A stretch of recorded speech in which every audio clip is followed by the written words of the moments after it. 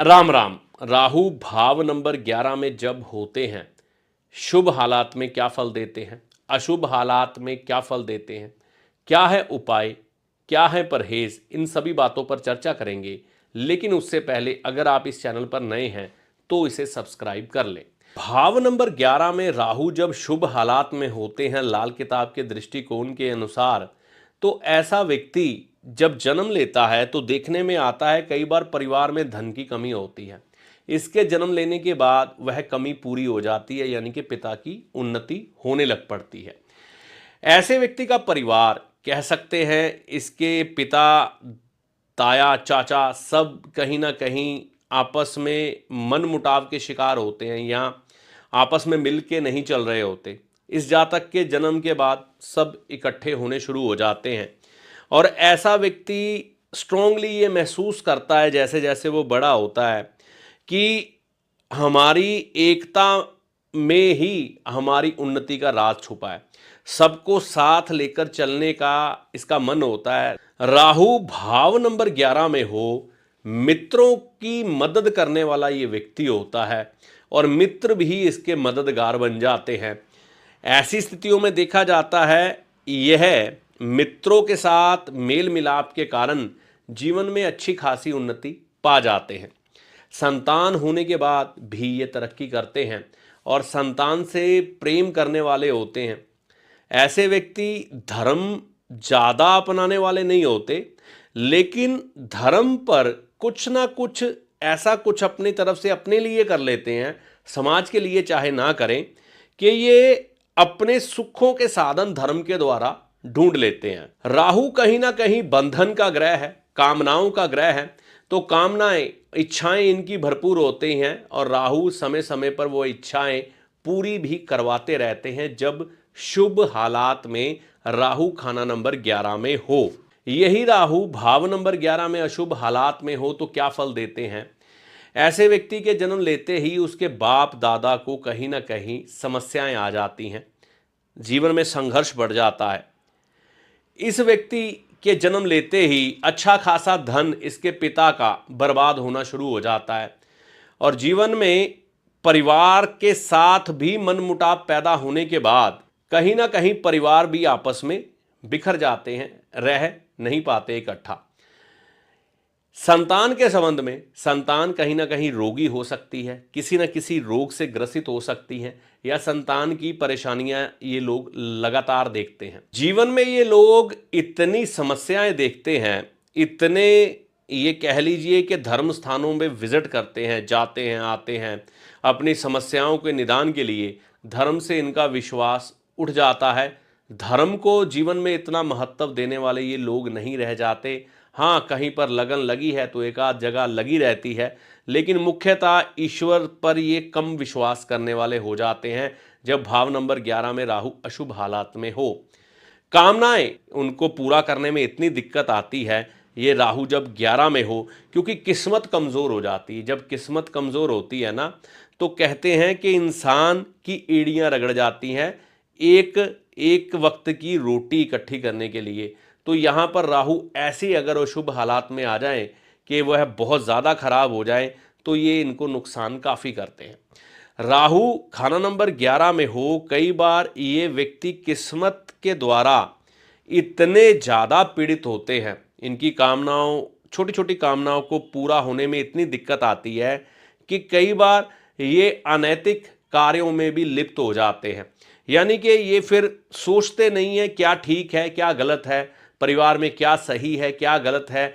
जहाँ भी हो, जैसे भी हो, ये अपनी परिवार के लिए और अपने लिए कामनाओं की पूर्ति करने से चूकते नहीं हैं। राहु भाव नंबर 11 में अशुभ हालात में ना, कई बार क्या होता है, व्यक्ति को अच्छी और बुरी चीज़ का आभास कम होना शुरू हो जाता है। बस जो अपने दिमाग से सोच लिया वही ठीक लगता है। मुख्य तौर पर राहु 11 में होना, एक चीज़ समझिएगा, राहु 11 में अपनी विस्तारवादी नीतियों के कारण, यानी कि कहीं ना कहीं राहु में इन गुणों की प्रधानता होती है कि मुझे कुछ बड़ा करना है। उस बड़ा करने के लिए ये जीवन में रिस्क लेते हैं, कई बार परिवार के लोगों को या दोस्तों को साथ लेकर कुछ बड़ा करने की कोशिश करते हैं और बहुत बड़े नुकसान खाकर बैठ जाते हैं। ये तब स्थिति और ज़्यादा खराब होती है जब बृहस्पति, क्योंकि राहु खाना नंबर 11 में हो, बृहस्पति बहुत कमज़ोर हो जाता है।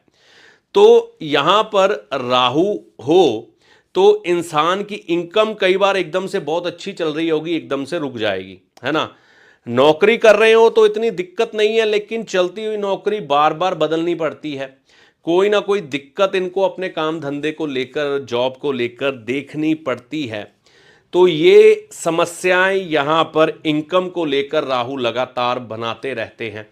और पिता के साथ देखने में आता है कई बार वैचारिक मतभेद भी बन जाते हैं राहु अशुभ हालात में हो।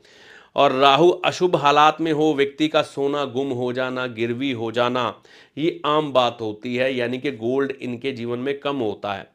अब राहु अगर हम वैदिक ज्योतिष के अनुसार कहें तो यहाँ पर अच्छे भी माने जाते हैं, है ना, लेकिन लाल किताब के दृष्टिकोण के अनुसार मिश्रित फल है। देखिए, किसी व्यक्ति के जीवन के बारे में अगर कल्पना करें कि उसके शरीर का एक अंग कट जाए, मान लीजिए उसका हाथ कट जाए, क्या वो जीवन नहीं जी पाएगा? जिएगा। इसी तरह से राहु अगर अकेला बर्बाद हो तो वो अकेला बर्बाद होते हुए साथ में बृहस्पति को ले लेता है, 2 ग्रह खराब हो गए। तो अगर किसी व्यक्ति के 2 हाथ कट जाएं या 2 पैर भी कट जाएं तो वो जीवन जी लेता है, क्योंकि इंसान का शरीर कई ऑर्गन से जुड़ के बना है। इसीलिए कहते हैं कि हमारे जीवन में कई चीज़ें कई ग्रहों के द्वारा संचालित हैं। हाँ, यहाँ पर महत्वपूर्ण ग्रह बृहस्पति और राहु है, इनके खराब होने से समस्याएं तो आती हैं, लेकिन अगर बाकी 7 ग्रह अच्छे से मैनेज कर लिए जाएं तो ये राहु बुरा फल नहीं दे पाते आमतौर पर। इसीलिए कई राहु खाना नंबर 11 वाले जीवन में काफ़ी उन्नति और काफ़ी सुविधाएं प्राप्त करते हुए भी देखे गए हैं। अब मुख्यतः राहु खाना नंबर 11 के लिए क्या उपाय किए जा सकते हैं? देखिए, गले में गोल्ड की चेन पहननी या केसर का तिलक माथे पे लगाना या गले में पीला धागा धारण करना बृहस्पतिवार के दिन, ये बहुत ज़रूरी हो जाता है जब भी राहु खाना नंबर 11 में हो। कभी कभी इन व्यक्तियों को मंदिर में माथा टेकते रहना चाहिए, यानी कि आपकी जो धर्म स्थान हो वहाँ पर जाते रहें। ऐसा करने से आपको काफ़ी लाभ होता है। आपको किसी न किसी सफाई सेवक भाई बहन की मदद करते रहना चाहिए, गरीब व्यक्ति की मदद करते रहना चाहिए, और घर में ऐसा करना चाहिए कि थोड़ा थोड़ा गोल्ड जमा करते रहें। धर्म की हानि नहीं होने देनी। जब भी मौका मिले आप बनारस जाएं, हरिद्वार जाएं, कोई ना कोई धार्मिक यात्रा करते रहें, गंगा स्नान करते रहें, तो ये राहु शुभ हो जाते हैं। ऐसे व्यक्तियों को अपने पास हथियार कभी नहीं रखने चाहिए, नीले कपड़े बिल्कुल नहीं पहनने चाहिए, नीलम भूल के भी ट्राई नहीं करना चाहिए, किसी के कहने पर भी नहीं करना चाहिए, नीलम रत्न ब्लू सफायर भूल के भी नहीं। और ऐसे व्यक्तियों को अपने मित्रों और रिश्तेदारों से कभी संबंध खराब नहीं होने देने चाहिए, उनसे हमेशा बना के रखें, क्योंकि कई बार राहु खाना नंबर 11 वालों के मित्र और रिश्तेदार इनको बुरे समय से बाहर निकालने में सहायक होते हैं। तो ये कुछ एक जानकारी थी राहु खाना नंबर 11 के बारे में, शुभ और अशुभ हालात के बारे में, जिसे आप अपनी पत्रिका पर जांच कर अपने छोटे छोटे उपाय करके अपने राहु को और शुभकारी बना सकते हैं। ऐसी आशा करता हूं ये वीडियो आपके लिए लाभदायक सिद्ध होगा। इस वीडियो में दी गई जानकारी का लाभ माता रानी की कृपा से आपको होगा। जय माता दी।